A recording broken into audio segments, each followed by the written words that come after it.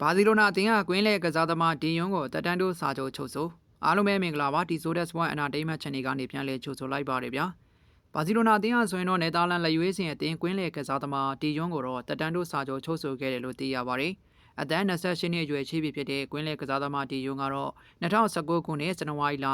ကစားသမားပြောင်းရွှေ့ကာလကနယ်သာလန်ကလပ်အေဂျက်အသင်းကနေယူရို18တန်းနဲ့ဘာစီလိုနာအသင်းတန်းကိုပြောင်းရွှေ့လာပြီးတဲ့နောက်မှာအခုကမှဆိုရင်တော့အသင်းနဲ့အတူ2029ခုနှစ်ထိတက်တန်းတိုးစာချုပ်ချုပ်ဆိုခဲ့ရလည်းဖြစ်ပါတယ်။အစောပိုင်းကာလကဘာစီလိုနာအသင်းအနေနဲ့ဒီယွန်းရဲ့မြန်မာတဲ့လောက်ခလာစာနှုံထားကြောင်းပြန်လည်ရောင်းချဖို့ဆန္ဒရှိနေကြောင်းသတင်းတွေထွက်ပေါ်နေခဲ့ရလည်းဖြစ်ပါတယ်။ဒါပေမဲ့ဘာစီလိုနာအသင်းအနေနဲ့ဒီယွန်းရဲ့ရခင်စာချုပ်အရတစ်နှစ်လောက်ခလာစာယူရို19တန်းပေးချေခဲ့ရပြီးတော့အခုစာချုပ်အသစ်ရယူရို10တန်းသာပေးချေသွားမှာဖြစ်ပြီးစာချုပ်ရော်ကြေးကိုတော့ယူရိုတန်း400ကနေယူရိုတန်း900ထိတိုးမြင့်ချုပ်ဆိုခဲ့ရလည်းဖြစ်ပါတယ်။ကွင်းလေကစားသမားဒီယွန်းကတော့ဘာစီလိုနာအသင်းမှာဘောလုံးရာသီ6ရာသီကြာပွဲပေါင်း218ပွဲမှာ19ခုသွင်းယူထားနိုင်ခဲ့ပြီးတော့6ဖန်တီဘူး22ကြိမ်ပြုလုပ်ထားနိုင်ခဲ့ပြီးအခုဘောလုံးရာသီမှာဆိုရင်လည်း10ပွဲပါဝင်ကစားထားလည်းဖြစ်ပါတယ်။လက်ရှိမှာဆိုရင်တော့ဘာစီလိုနာအသင်းအနေနဲ့စပိန်လာလီဂါ10ပွဲမှာ6ပွဲနိုင်တပွဲတရေနဲ့တပွဲရှုံးထားပြီးတော့ပြီးခဲ့တဲ့ချန်ပီယံလိအုပ်စုပွဲစဉ်နှစ်မှာ PSG အသင်းကို2ဂိုးတကူစပိန်လာလီဂါပွဲစဉ်10မှာ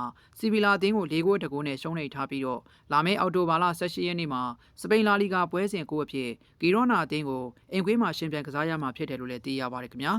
စပိန်လက်ရွေးစင်အသင်းကဘူဂေးရီးယားအသင်းကိုနိုင်ရရှိပြီးတော့ပြိုင်ပွဲစုံ29ပွဲဆက်ရှုံးပွဲမရှိစံချိန်ရရှိ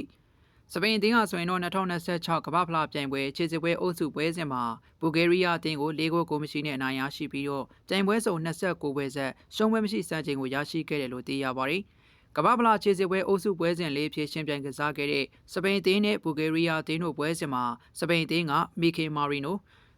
အိုရာဆယ်ဘယ်တို့ရဲ့သွင်းဂိုးတွေနဲ့နိုင်ရရှိခဲ့ပြီးတော့ပြိုင်ပွဲစုံ29ပွဲမှာ24ပွဲအနိုင်နဲ့9ပွဲတည်ရလက်ရရှိခဲ့တာလည်းဖြစ်ပါတယ်။စပိန်အသင်းအနေနဲ့နေပြဒန်ဘော့စကေကင်တွယ်ခဲ့တဲ့2010ပြည့်နှစ်ကမ္ဘာဖလားပြိုင်ပွဲမှာဟွန်ဒူရက်အသင်းကို2ဂိုးကိုမရှိနဲ့နိုင်ရရှိခဲ့တဲ့ပွဲစဉ်ကစတင်ပြီးတော့24ပွဲနိုင်9ပွဲတည်နဲ့29ပွဲဆက်ရှုံးပွဲမရှိစံချိန်ကိုရရှိခဲ့ပူပြီးတော့2013ခုနှစ်တာဂျီဖလားပြိုင်ပွဲမှာဘရာဇီးအသင်းကိုရှုံးနေပြီးတော့အဆိုပါစံချိန်ကိုရပ်တန့်ခဲ့ရလည်းဖြစ်ပါတယ်။ဒါပြင်စပိန်အသင်းအနေနဲ့2013ခုနှစ်ယူရိုချစ်စစ်ပွဲမှာဆိုရင်လေစကော့တလန်အသင်းကိုရှုံးနေပြီးတဲ့နောက်ပြိုင်ပွဲတွေမှာရှုံးနေခဲ့တဲ့ပွဲစဉ်တစ်ပွဲမှမရှိခဲ့ပဲယူရို2014ချန်ပီယံဆုကိုစုခုနိုင်ခဲ့ရလည်းဖြစ်ပါတယ်။စပိန်အသင်းအနေနဲ့လာမယ့်နိုဝင်ဘာလမှာကမ္ဘာဖလားချစ်စစ်ပွဲအုပ်စုပွဲစဉ်5ဖြစ်ဂျော်ဂျီယာအသင်းနဲ့ရှင်ပြိုင်ကစားရမှာဖြစ်ပြီးတော့အဲ့ဒီပွဲစဉ်မှာဆိုရင်တော့နိုင်ရရှိခဲ့မယ်ဆိုရင်ပြိုင်ပွဲဆောင်ပွဲပေါင်း30ဆက်ရှုံးပွဲမရှိစံချိန်တစ်ကိုထပ်မံရရှိသွားမှာဖြစ်ပြီးချစ်စစ်ပွဲကိုလည်းဓာတ်ရိုက်အောင်မြင်သွားမှာလည်းဖြစ်ပါတယ်။လက်ရှိမှာဆိုရင်တော့စပိန်အသင်းကကမ္ဘာဖလားခြေစစ်ပွဲအုပ်စုပွဲစဉ်မှာတူရီယေဂျော်ဂျီယာဘူဂေးရီးယားအသင်းတို့နဲ့တအုပ်စုတွေကြားရောက်နေပြီးတော့